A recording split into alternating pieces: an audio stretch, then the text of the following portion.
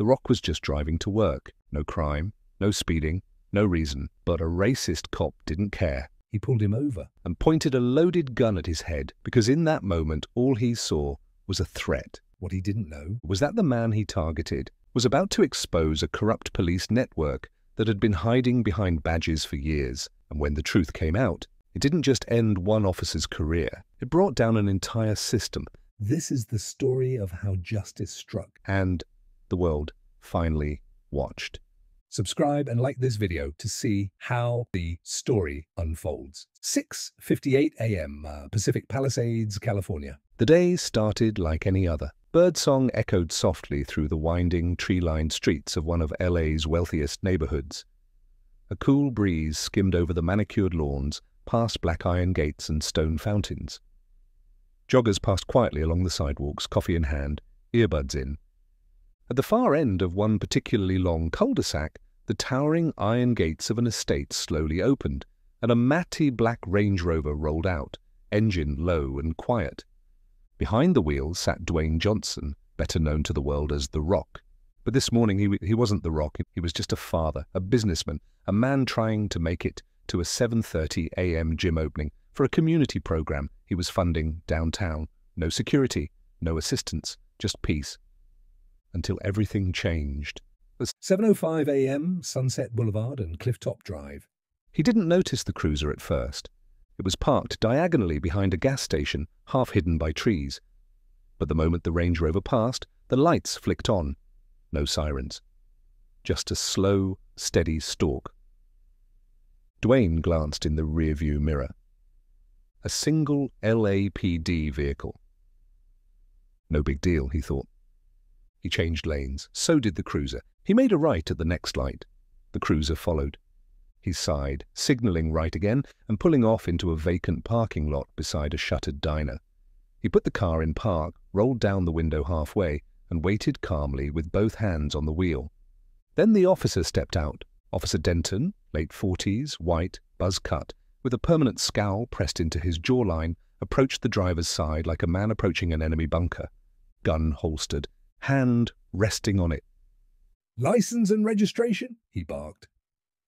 Dwayne looked at him calmly. "Is there a reason I was pulled over, officer?" "You match the description of a suspect," Denton snapped.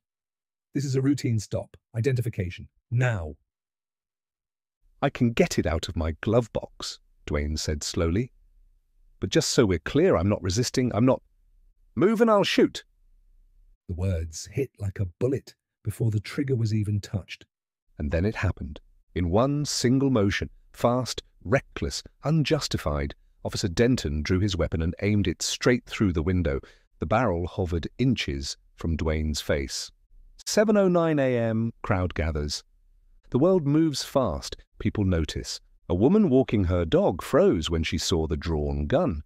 Two teenagers on bikes skidded to a halt, pulling out their phones.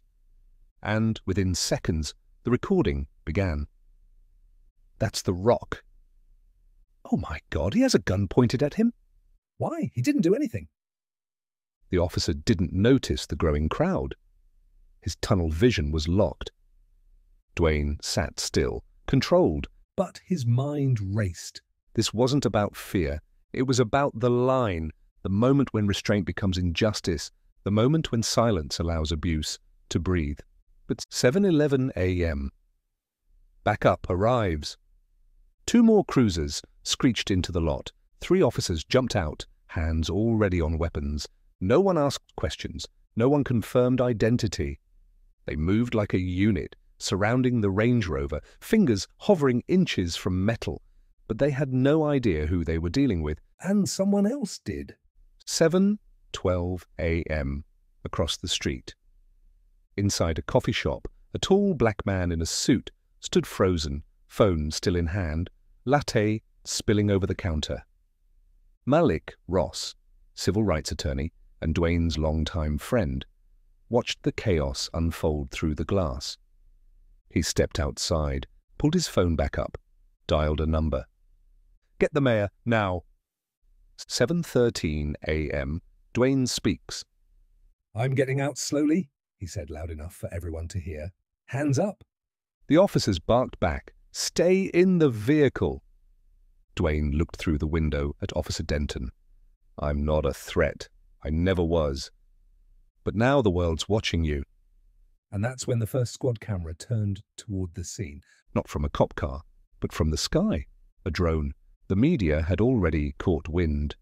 7:14 a.m., the moment breaks. Officer Denton screamed again, "Get back in the vehicle!" And just as he lunged forward, a sharp voice cut through the air. "Officer Denton, stand down now!" Everyone froze. From the sidewalk, a sharply dressed woman in heels and a badge stepped into view. Deputy Chief Anita Ramos. "You're pointing a gun at a private citizen with no probable cause. Remove your weapon or you're done." Denton hesitated, then lowered it, but it was too late. Because in that parking lot with 23 phones filming and a drone hovering overhead, justice had already begun. 7:16 a.m. Parking lot, Westwood Boulevard. Everything moved in slow motion now. The gun was down, but the cameras were up. And even though Officer Denton had holstered his weapon, the damage had already been done, not just to his reputation, but to the city that had already been cracking beneath the weight of too many incidents like this. Dwayne Johnson stepped calmly out of the SUV, both hands still raised. 3 officers stared at him in wide-eyed silence. It was as if they were finally realizing just who they were staring down. 7:18 a.m. Livestream goes viral. Across the street, Malik Ross held his phone steady as his video stream hit 100,000 live viewers in minutes. "What you're watching is not a movie." That's Dwayne Johnson, The Rock. And a police officer just pointed a loaded gun at his head for sitting in his own car. He turned the camera to his own face. If this can happen to a global icon, imagine what happens to the ones who don't have cameras. Imagine what happens when there's no one watching. The comments exploded. The Rock stop. Stand with Dwayne. Justice strikes. The fire had started, and there was no putting it out. 7:25 a.m. LAPD headquarters, internal comms. The alert hit all channels. High-risk civilian stop involving public figure. Incident under public and press observation. Stand by for immediate response orders. Inside a conference room on the 7th floor, Chief Maria Adler stared at the footage being streamed onto a monitor. One word left her lips. Denton. She stood. "Pull his body cam feed, get IA on standby. This isn't a cleanup, this is a reckoning." 7:31 a.m. Still at the scene. Deputy Chief Ramos stepped between the officers and Dwayne. "I need you to remain calm, Mr. Johnson," she said gently. He looked her in the eye. "I've been calm for the last 15 minutes, he said quietly. "The question is, who's going to calm the country?" Behind them, the crowd had grown to more than 50 people. No one shouted, no one rioted. They just watched, like they were waiting for something they didn't yet believe was possible. Accountability, 8:03 a.m. National outrage. Begins. CNN, MSNB, Fox, local affiliates. By now, every major network was running the footage. Even news tickers overseas lit up with the headline, "Racist Cop Points Gun at The Rock Without Cause." A guest on a morning panel show asked, "How much more famous does a black man have to be before a cop sees his humanity?" The anchor replied, "Apparently there's no level high enough." 9:17 a.m. Denton's background surfaces. Within hours, independent journalists and watchdog groups dig into Officer Kyle Denton's record, and what they find shocks even the skeptics. 18 civilian complaints in 6 years. 5 uses of force flagged as excessive. 3 racial bias training violations. All swept under internal review. But now the world was watching. To 10:10 a.m., the mayor speaks. In a hastily scheduled press conference, Mayor Laurie Hastings faced the press. Let me be clear, what happened to Dwayne Johnson this morning is unacceptable, not because of who he is, but because it could have happened to anyone. She paused. Officer Denton has been placed on immediate suspension pending investigation, and I will personally be requesting federal oversight for the handling of this case. 10:45 a.m. At home, Dwayne watches the fire spread. He sat alone in his study. Phone off, TV muted. Footage of himself, frozen mid-frame, barrel of a gun inches from his face, now plastered across the world. He wasn't angry, not yet. He was calculating. He picked up his phone and sent one message. Time to speak. 11 a.m., downtown Los Angeles, outside LAPD headquarters. The crowd had tripled in size since the morning. What began as quiet observation had morphed into something heavier, more purposeful. Signs rose above the masses. If this happens to The Rock, what about us? Pointed guns, no reason. He was calm. They were ready to kill. Chants were growing. News vans lined the block. Helicopters buzzed overhead. And still, Dwayne Johnson hadn't spoken publicly. Not yet. People were waiting, holding their breath, because the silence before justice always feels like a countdown. 11:23 a.m. LAPD Internal Affairs Division. Officer Kyle Denton sat in a grey-walled holding room flanked by two union reps. His uniform shirt was removed, his badge sealed in a plastic evidence bag on the desk in front of him. A monitor on the wall played a muted version of the video. Over and over, his hand on the holster, the draw, the scream, "Move, and I'll shoot." The unshakable calm in Dwayne's eyes. Denton's knee bounced, fast, out of rhythm. His lawyer leaned in. "You're lucky he didn't press charges yet." Denton scowled. "He's trying to bury me alive." Using his fame. The lawyer gave him a long look. "Number, you did that all by yourself." 12:04 p.m. The Rock speaks. At exactly noon, Dwayne Johnson posted a video from his home office. No lighting crew, no sound team, just a phone camera on a tripod, angled slightly upward, with sunlight leaking through the window behind him. He wore a simple black shirt. No makeup, no branding, just truth. "This morning, I had a gun pointed at my head, not on a movie set, not during a stunt, on a street, in my car, while driving to work." He paused. Let it breathe. The officer didn't ask who I was. He didn't run a plate. He didn't de-escalate. He aimed first, then threatened to kill me. He leaned forward. If I had twitched wrong, blinked wrong, reached too fast, I'd be a headline, a hashtag, and my daughter would have buried me this weekend. His voice cracked, then steadied. "This isn't about me. It's about who they point guns at when they think no one's watching."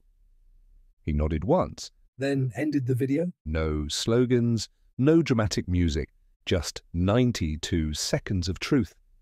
And the world erupted. 1 o'clock, 2 p.m., 4.1 million views. Across social media, Dwayne's video became the #1 shared post worldwide in under an hour. Celebrities reposted it. Athletes spoke up. Activists praised the calm and fire in his words. And politicians? Split clean down the middle. One side demanded action. The other accused him of playing the race card. The divide was sharp. And about to get worse. 1:47 p.m. Officer Denton's burner account posts a message. It began as a whisper, a screenshot, then a reshare. A burner Twitter account, at BlueWatch1187, posted a cryptic statement. "Fame doesn't put you above the law. Respect authority or get treated like every other threat." And below it, a repost of Dwayne's video freeze frame, his hands up, eyes calm. Internet sleuths moved fast. The writing style, the linked email, the recovery number tied to Denton's old forum account. It was him, and now he'd taken it to the public. 2:13 p.m. Protest turns to pressure. Hundreds now surrounded LAPD headquarters. Chants echoed into the concrete canyons. Arrest Denton. Who's a threat now? No justice! No peace! Inside the building, leadership watched nervously. Chief Adler called in federal advisors. Deputy Chief Ramos ran damage control, but the fuse was lit. 3:10 p.m. Dwayne's phone rings. Unknown caller. He answered. A voice, familiar but cold, filtered through. You think you're safe behind cameras and followers. But the system protects its own. Click. No name, no trace. But he knew Denton had just declared war. 3:11 p.m., Dwayne's home office, Hidden Hills. He held the phone a second longer after the call ended, staring at it. That voice, that threat. It wasn't just personal. It was systemic. This wasn't some loose cannon with a badge. This was someone who felt untouchable, someone who believed the system would protect him, no matter how blatant his actions were. And the scariest part? He might be right. 3:29 p.m. Titan Security Team, HQ. Within the hour, Dwayne had called an emergency meeting with his private team. Not handlers, not PR, but former FBI agents, cybersecurity experts, and 2 civil rights attorneys who had worked with him before on prior initiatives. The footage had gone public. The response was exploding. But Dwayne wasn't interested in just going viral. He wanted change, concrete, lasting change, and that meant doing what no one else had done before, expose the blue wall from the inside. To 4:02 p.m., LAPD Internal Affairs, downtown LA. Meanwhile, inside IA headquarters, Detective Layla Moss was poring over Officer Denton's personnel file. She'd heard the rumors before, seen the complaints, but now, with the national spotlight burning a hole through their department, she was given full access. And what she found wasn't just disturbing, it was terrifying. Internal reviews missing, bodycam footage lost from 2 previous altercations, 2 complainants mysteriously withdrawing after legal threats, and the same name kept popping up on old memos. Lieutenant Harris, recently retired, former internal review supervisor, mentor to Denton. 4:44 p.m. Back in the streets. Protests had spread. From Westwood to Inglewood, downtown to the coast, signs, voices, and phones all pointed toward one demand. Expose the network! Because everyone now understood this wasn't about one cop. This was about what was hidden beneath the surface. The whisper networks, the silent approvals, the shield of fear. 5:05 p.m. Dwayne on live interview with Anderson Cooper. I'm not asking for sympathy, Dwayne said. I'm demanding transparency. If a man can be held at gunpoint on camera with no crime committed, imagine what's happening when the cameras are off. Anderson leaned in. Do you believe this officer acted alone? Dwayne paused, then looked directly at the camera. I believe he acted exactly how he was trained to act, when he thought no one important was watching. 5:37 p.m. Anonymous tip hits Twitter. A newly formed whistleblower account posted a single PDF screenshot marked Confidential Department Shield Roster, Private Chat Log, January to March. The chat was encrypted, but names began to surface. Denton, 2 other officers, a dispatcher, a precinct captain. The log included phrases like, pull over anyone sketchy in their hood, make the loud ones quiet again. Don't worry, I always cleans it up. The internet exploded. Shield gang. Dismantle the wall. They knew. 6:10 p.m. Inside LAPD HQ. Chief Adler stared at the screen. Deputy Chief Ramos said it out loud. They weren't just covering for Denton, they were running protection as a unit. Adler picked up the phone. Get the Justice Department on the line. This is federal now. 7:03 p.m. Breaking news, civil rights lawsuit filed.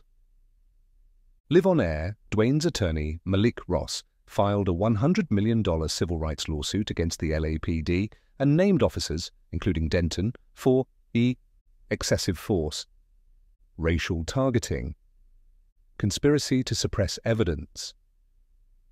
But Dwayne didn't want the money. He wanted every deposition on record. He wanted to pull the wall down brick by brick on camera. 7:31 p.m. Denton in hiding. Denton sat inside a rural cabin 2 hours north, TV muted, radio silent. He stared at the photos on his wall. A wall of men in uniform, his mentors, his drinking buddies, his shield. "They're making you a monster," he muttered. "You're not the villain." But when he looked into the mirror, something inside him cracked, because the voice in his head said something else entirely. "You pulled the gun? You aimed it. You almost ended him." And now justice was aiming back. 8:05 p.m., FBI Field Office, Los Angeles. Special Agent Kira Fallon scrolled through the latest files with a hard stare. She wasn't new to corruption probes. She'd led internal investigations in 3 major cities. But this case was different. It wasn't whispers and paper trails. This was national, public, explosive. On her screen, the live stream of Officer Denton with his gun drawn, the leaked SHIELD Group chat logs, a newly unsealed complaint from 3 years ago involving a teenage black boy stopped, searched, and beaten by Denton and 2 now retired officers. Each file was like a fuse leading to the same dynamite core, the SHIELD roster. An underground brotherhood of officers, selectively racist, strategically violent, and carefully insulated by higher-ups. Until now. Agent Fallon closed the folder, locked eyes with her partner, and said, "We raid tonight." 8:41 p.m., Dwayne's home, upstairs study. Dwayne sat in the glow of 3 screens, one showing national news, another scrolling tweets, and the third, a private Zoom call with 2 Department of Justice attorneys. Malik Ross leaned into frame. "They're giving us 72 hours to prepare a testimony list," Malik said, "but one of our sources inside IA just sent this." He forwarded a short message from an anonymous LAPD insider. "They're trying to wipe the SHIELD database, digital logs, chat servers, body cams, everything. Internal hack in progress. You've got a window, maybe 4 hours, before it disappears." Dwayne clenched his jaw. He didn't need to say anything. He just stood. 9:03 p.m., LAPD Cyber Division, internal server room. Inside a dark, cool room buried beneath police headquarters, 3 men worked in silence. One typed, one monitored network activity. The third stood by the door, watching. They weren't supposed to be there. They weren't on any schedule, but they had the keys, the codes, and the clearance. The file being accessed, shieldmaster.zip, the command on the screen. "Wipe all, confirm Y or N." The tech hesitated. The door behind him burst open. FBI, hands in the air, flashlights, guns, badges. No one moved. Then slowly, one by one, the officers dropped to their knees. It was over. The files were saved. 9:35 p.m., back at Titan Gym. The gym was closed for the night, lights off. But inside, under the dim glow of the emergency exit sign, Dwayne sat across from Deputy Chief Anita Ramos. She looked exhausted. He looked determined. "You know this is bigger than Denton," she said. "I know," he replied. "They'll try to protect themselves. Old precinct heads, union leaders, politicians with ties to funding. If you keep pressing, you're not just bringing down cops, you're toppling a tree of power that's been growing for decades." Dwayne nodded. "Then we bring the chainsaw." 10:12 p.m., LAPD internal confession room. Detective Layla Moss turned on the recorder. Across from her sat Officer Jeremy Klein, former SHIELD member, recently suspended. He looked down at his hands as he spoke. "It started as a joke. We'd flag certain plates, stop cars in target zones, but then it got worse.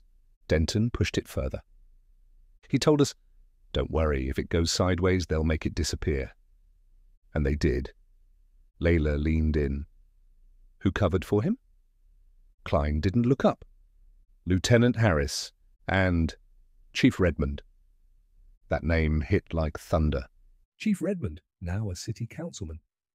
11 p.m., Dwayne's phone buzzes, a single message from an encrypted number. They know you're not stopping. They're planning to come after your family. Watch your back. It's not just politics now. It's survival. Dwayne stared at the message. His fingers hovered over the delete button. Then he sent it straight to his team. We stay alert. We go louder. If they want to fight, they're getting one in broad daylight. 11:45 p.m. Breaking news alert. FBI confirms raid on LAPD server room. Shield chat logs, video archives recovered. Former officer implicates high-ranking city officials in cover-up ring. DOJ opens federal probe into LAPD Shield network. The country didn't sleep that night. Neither did Los Angeles, because the wall, it was coming down. 7 a.m. Washington, D.C., Rayburn House office building. The security at the main entrance was tighter than usual. Armed Capitol officers, sniffer dogs, and press lined the steps of one of the oldest congressional buildings in the country. But this hearing wasn't just about policy. It was about power.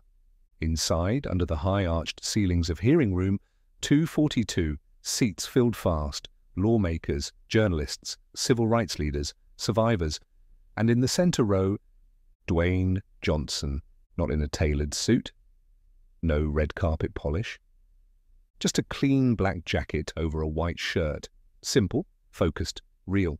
He wasn't there as a movie star, not today. Today, he was a witness. 7:45 a.m., pre-hearing, whisper. Malik Ross leaned in close to Dwayne before the cameras rolled. You ready for what happens after this? Dwayne gave a small nod. If you play it safe, we win headlines, Malik said. If you go all the way, we lose friends, and maybe gain real change. Dwayne looked at him, then toward the cameras. We go all the way. 8 a.m., the House Oversight hearing begins. Chairwoman Linney banged the gavel.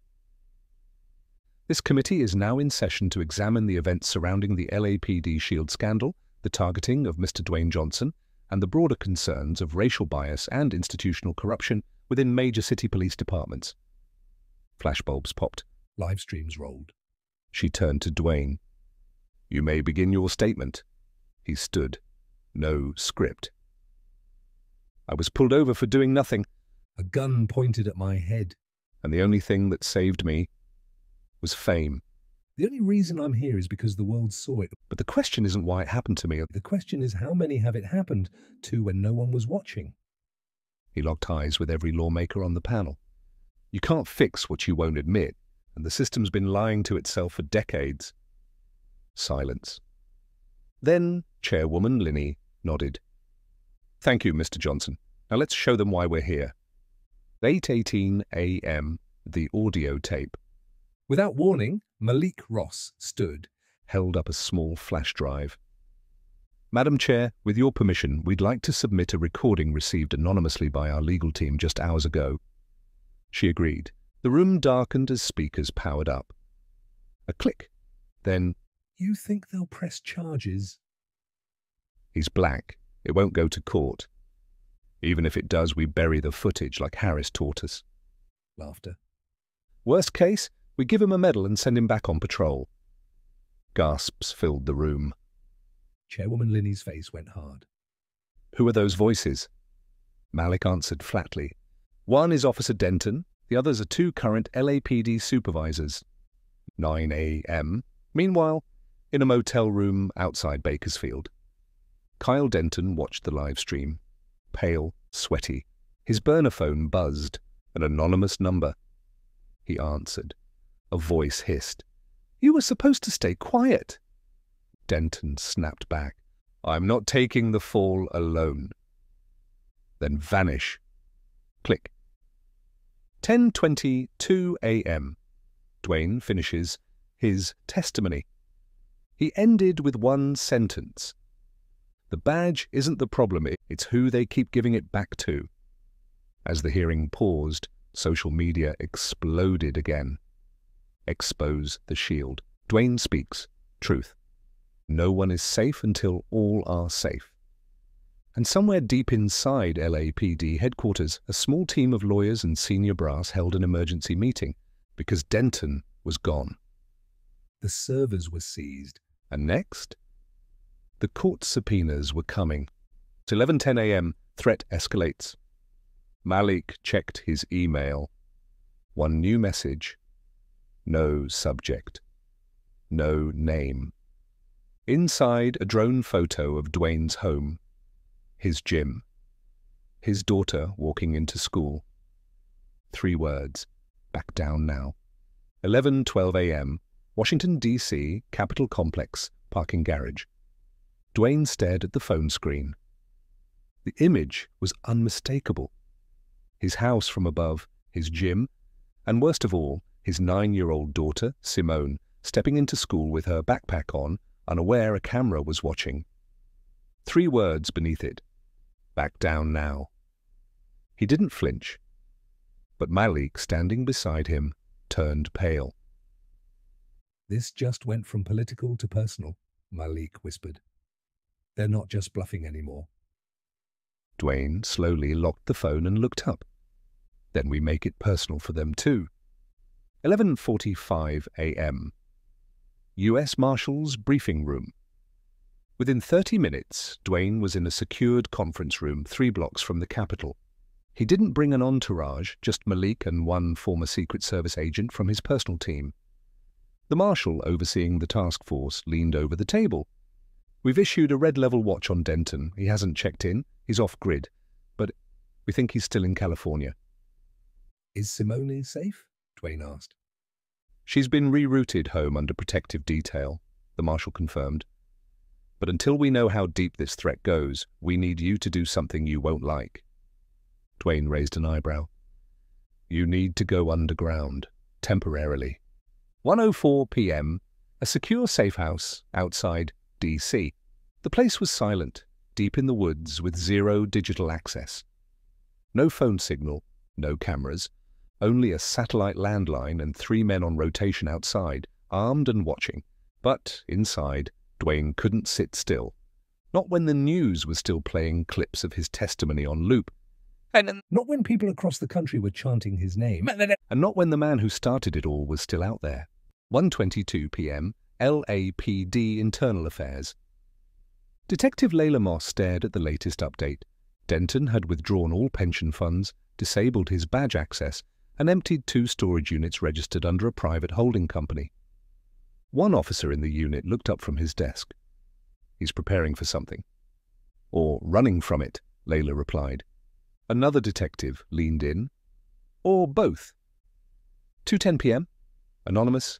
Tip received. A voice called the DOJ whistleblower line. Masked, digitally scrambled, but clear. He's in Tehachapi, old station safe house used by off-duty officers. But he's not alone. He's got 2 others with him. They're armed. They're waiting. Then the line went dead. 2:43 p.m. FBI, DOJ, and Marshals briefed. Within an hour, a multi-agency raid was being planned. They'd lost control of the narrative, and if Denton made one wrong move, or decided to release something damaging, it could push the nation from unrest into full-on civil crisis. We have to get to him before he disappears forever, Agent Kira Fallon said, or worse, before he silences himself and takes the truth with him. 3:10 p.m. Meanwhile, on social media, a video dropped on a shadow site. Just 40 seconds. Grainy. Unlisted. But within minutes, it was copied and spread everywhere. It showed Denton, bearded, wearing a hoodie, sitting at a table, staring dead into the lens. They want to make me the villain, but I'm not the only one who pulled triggers. I didn't aim alone. If I go down, I take names with me. Starting with Redmond, he gave the orders. Then the screen went black. 3:41 p.m. National News Emergency Broadcast. Breaking, fugitive LAPD officer names ex-Councilman Redmond as SHIELD Network Commander. FBI confirms criminal conspiracy underway inside former LAPD command. DOJ confirms multiple arrest warrants pending. 4:05 p.m. inside the safe house. Duane stood up from the landline after hearing the latest news. Malik looked at him, tense.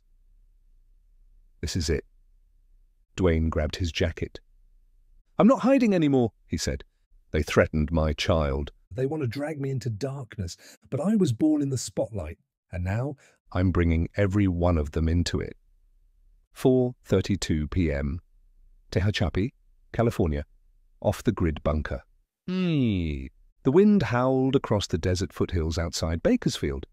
Dust blew in angry spirals across cracked concrete. Half buried behind a low ridge sat an old LAPD field cabin, one of those unofficial outposts nobody wanted to admit existed. Inside, Kyle Denton paced, beard unshaved, gun on his hip. Two other men, former officers, still wearing faded tactical gear, sat by a long table covered in laptops, walkie-talkies, and protein bar wrappers. "This ends one of two ways," Denton muttered. His partner, Vega, looked up. "You turn yourself in and talk, or we both go out in cuffs." "No," Denton said sharply. "They want a headline. I'm giving them a revolution."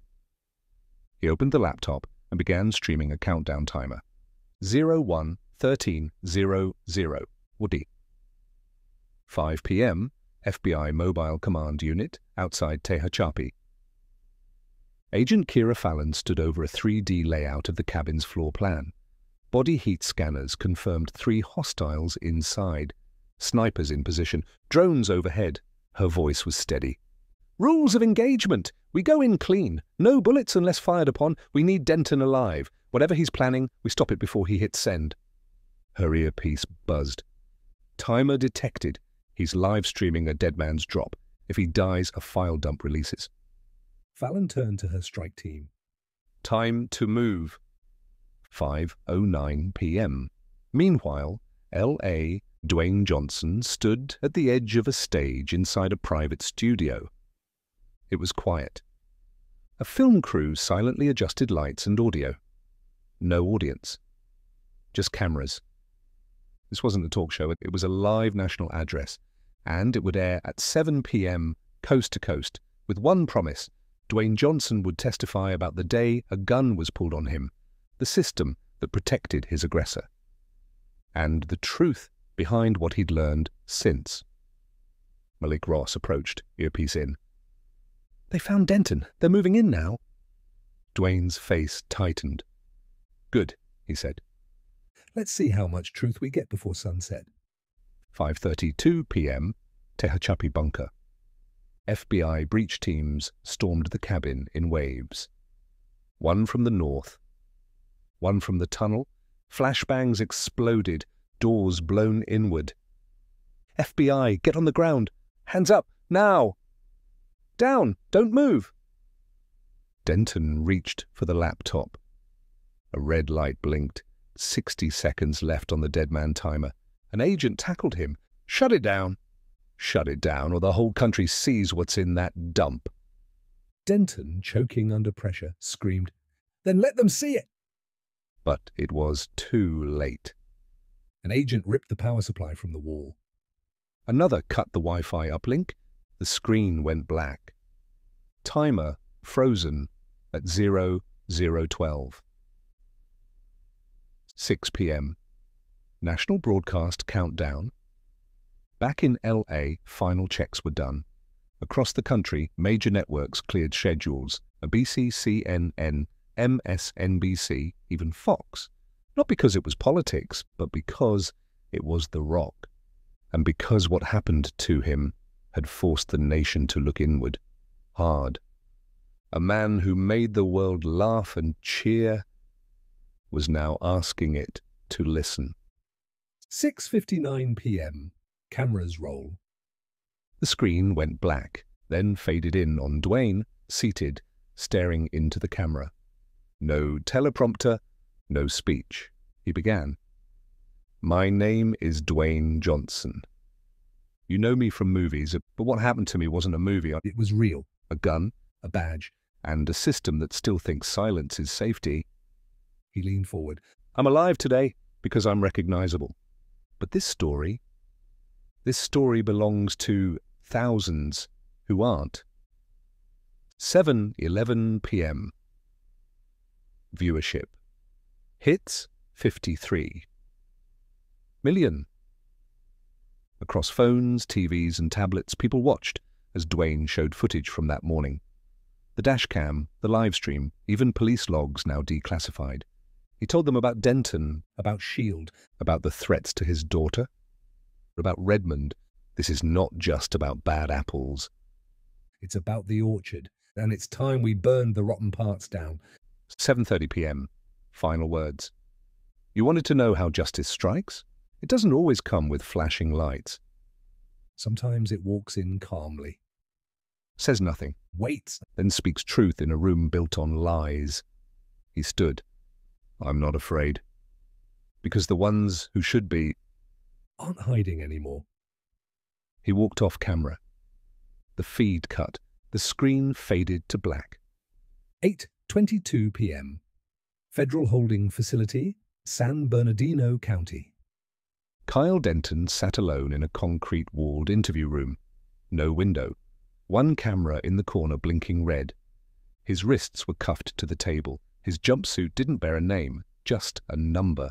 Across from him sat Agent Kira Fallon and DOJ prosecutor Elijah Green. No smiles, no coffee. Just a stack of files 3 inches thick, labeled United States versus Kyle Denton. Count 1. Civil rights. Violation under color of law. Count 2. Conspiracy to obstruct justice. Count 3. Threatening a federal witness. Count 4. Operating an unlawful surveillance ring. And Count 5. Pending attempted coercion of a public figure. Green flipped the folder open. We have your chat logs. We have the bunker timer. We have testimony from 3 of your former partners. Denton didn't blink. You don't get to negotiate, Fallon said. You get to confess. Meanwhile, 8:45 p.m., Los Angeles, private estate.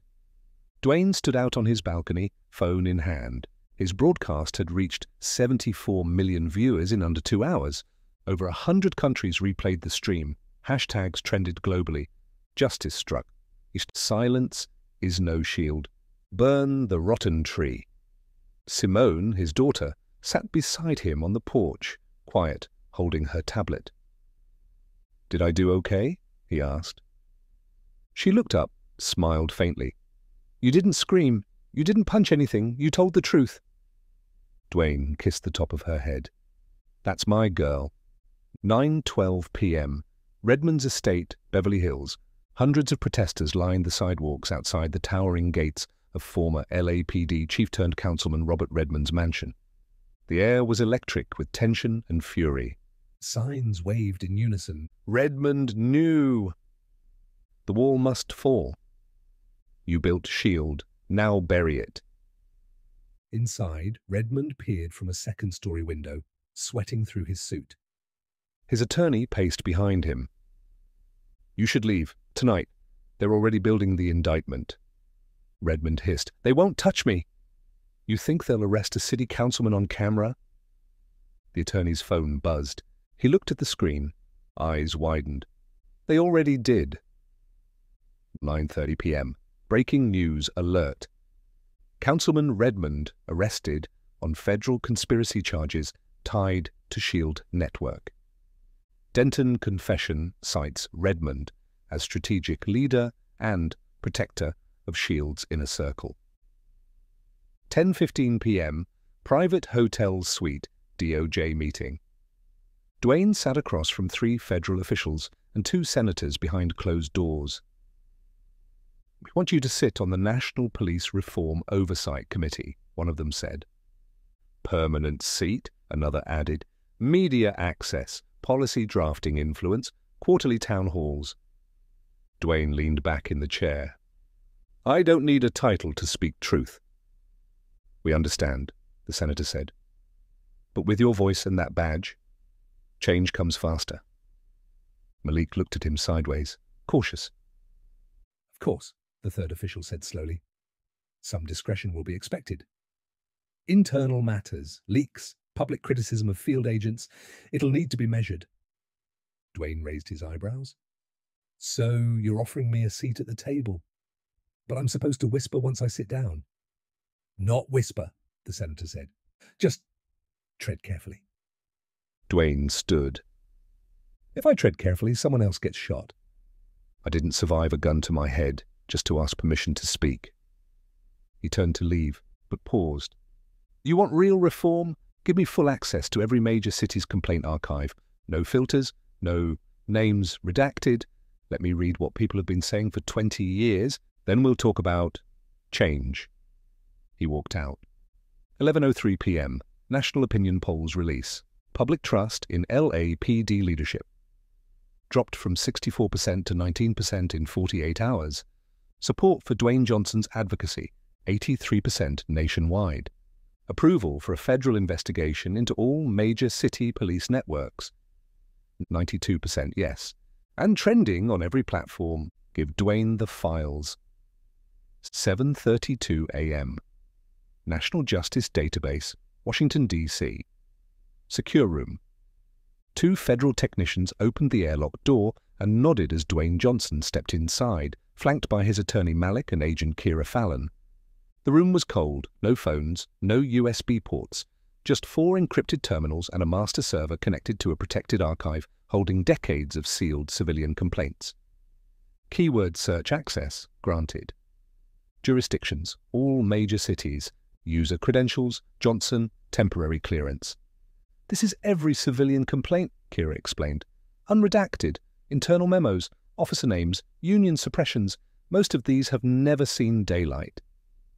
Dwayne didn't respond. He sat, took a breath, and began typing. 7:48 a.m. First search term. Shield network. Hundreds of results. Dozens of cities. But what hit hardest wasn't the patterns of abuse. It was the identical cover-up language repeated across jurisdictions. Handled internally? Officer counseled. Bodycam not reviewed due to technical error. No further action required. Shield wasn't a squad. It was a culture, a virus hiding inside the uniform of trust. And now, he was staring at its blueprints. 8:12 a.m. Second search term. Excessive force, youth, no arrest made. 3,228 results. He clicked randomly through cases, each more heartbreaking than the last. A 14-year-old tackled for talking back. A 12-year-old handcuffed because he looked like a suspect. A 16-year-old left bleeding on the pavement because he flinched. And all of them? Closed without discipline.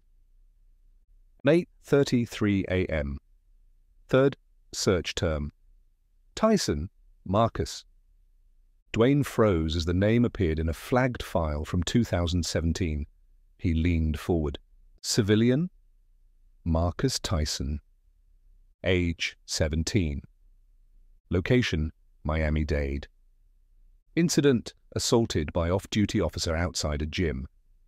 Officer accused Marcus of stealing his own bike. Gun was brandished. No shots fired.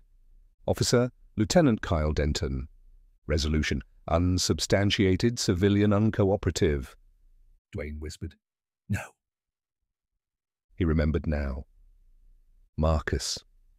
Mike Tyson's nephew. Quiet. Disciplined. Lifting weights 3 times a day. He'd called Dwayne after it happened, not asking for help. Just wanting to talk. And Dwayne had told him to stay calm. Let the system work. But the system had silenced the truth. With Denton's hands again. 9:10 a.m. Dwayne stands. He turned to Kira. I want this case reopened. She nodded. I'll flag it to the Miami task force. He didn't stop there. I want all juvenile files cross-referenced with Denton's assignments across his full career, and every officer who covered for him, I want them in court. Kira narrowed her eyes. That'll be a war. Dwayne didn't blink. Good. I'm wide awake. Meanwhile, 10:04 a.m., Redmond's holding cell. Former Councilman Redmond sat across from his lawyer, hands shaking. You were named on a dozen internal memos, the lawyer said. You funded off-the-record overtime for SHIELD squads. You protected Denton after Miami. Redmond snarled. And now Johnson's the hero? You think the system will let him tear it all down? The lawyer stared, then said something that shut Redmond up cold. The system isn't protecting you anymore. 11:23 a.m. Press conference. Outside, DOJ. Dwayne stood before a wall of microphones. He wasn't smiling, wasn't performing. He held up a paper. This is the file of a 17-year-old black boy assaulted by Kyle Denton. 5 years ago? No charges, no justice, just silence. He paused. That boy was Marcus Tyson, nephew to Mike Tyson. A kid who trusted the system, and the system buried him. Cameras flashed, but we dug it up. And now we bring all of it to light.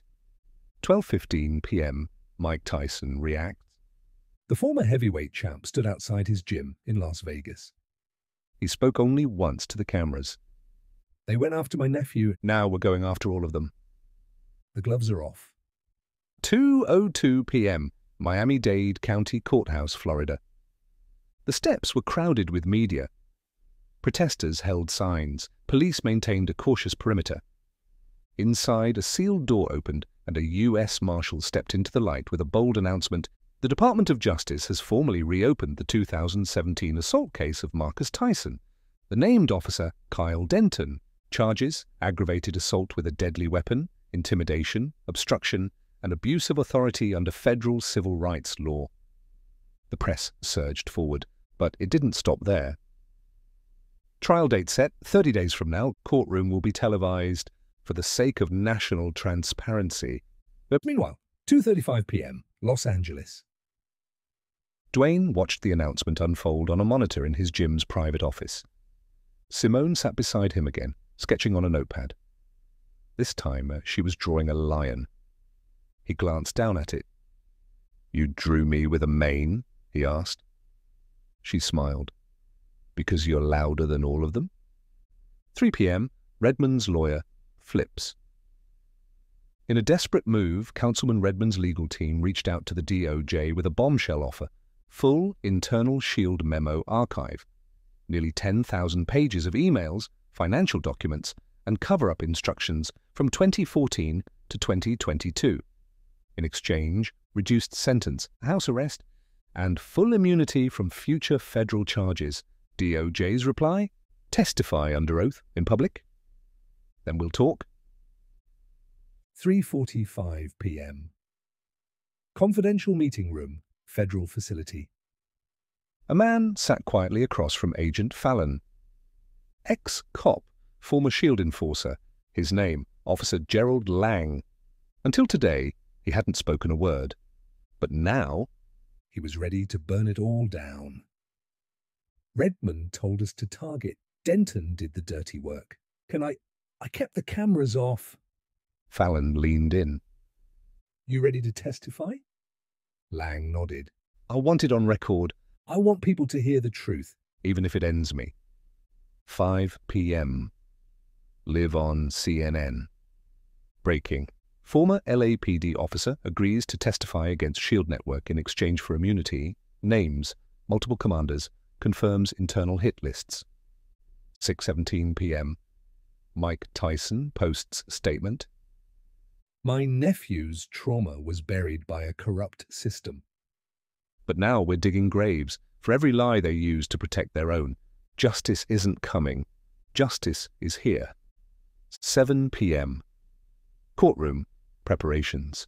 Begin. The Miami courtroom where Denton will be tried undergoes rapid transformation. Transparent bulletproof glass installed. 12 high-definition cameras placed to stream every second. Overflow rooms prepared across 20 cities nationwide for public viewing, and one chair is reserved at the front. with a small gold plate on it, Special Witness Dwayne Johnson. 8:04 p.m. Malik. Enters with new intel. Dwayne was just finishing dinner when Malik walked in with a printed email in his hand. "You need to read this." Dwayne unfolded it. His eyes narrowed. The subject line read, "Missing file located. LAPD bodycam footage, March 7th, 2017. Inside was a direct link to Denton's unredacted footage from the day he assaulted Marcus Tyson. Unedited, unmuted, and never before seen. Malik swallowed hard. It shows everything. Dwayne stood without a word. 8:20 p.m. Private screening room. He sat alone, pressed play. The scene unfolded. Marcus, barely 17, pushing his bike. Denton's car pulling up. "Hey, you look like someone who stole a bike yesterday." Marcus, "It's mine, sir. You can check the..." Gun drawn. Voice raised. Body slammed against a wall. No resistance, no weapon, no crime, just one voice at the end. From Denton. "Next time, pick a better neighborhood, boy." Dwayne closed his eyes. Took a breath and whispered, "Now we end this." 8 a.m. Miami-Dade Courthouse, Trial Day 1. Lines stretched around the block. Protesters stood shoulder to shoulder with victims, activists, and quiet observers. Police in riot gear stayed back, cautious but calm. Inside the courtroom, the tension was unlike anything the city had seen since the civil rights era. 12 jurors took their seats. 3 judges were assigned for neutral oversight. And in the center chair, surrounded by cameras and glass, Kyle Denton, handcuffed, head low, but eyes full of fire. Across from him, sitting behind the prosecution desk, Dwayne Johnson, ready. 9:11 a.m. Opening arguments. Prosecutor Elijah Green stood before the jury. "This is not about a bad apple. It's about an orchard of silence, a culture where racism wore a badge and justice wore a blindfold." He pointed at Denton. "This man didn't act alone." But he pulled the trigger on people's futures. The defense tried to frame Denton as a scapegoat, a decorated officer misinterpreting a situation under pressure. But the jury didn't blink.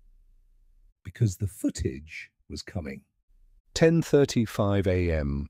Marcus Tyson takes the stand. The room went still. Now 24, Marcus looked calm but bruised by time. He told them about the day Denton slammed him to the wall.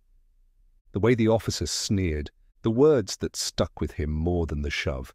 "Pick a better neighborhood." He paused. "I stopped lifting weights after that. I stopped going out." Because I stopped believing the world would ever see me as more than a threat. His voice cracked, and jurors looked away to wipe tears. 12 p.m. Lunch, recess ends. The court returned for the footage. Body cam, March 7th, 2017. Uncut, Denton's voice, his actions, the raw evidence. The jury watched in silence. So did the world. Across schools, campuses, city halls, restaurants, tens of millions tuned in. No narration, just truth. 2:18 p.m.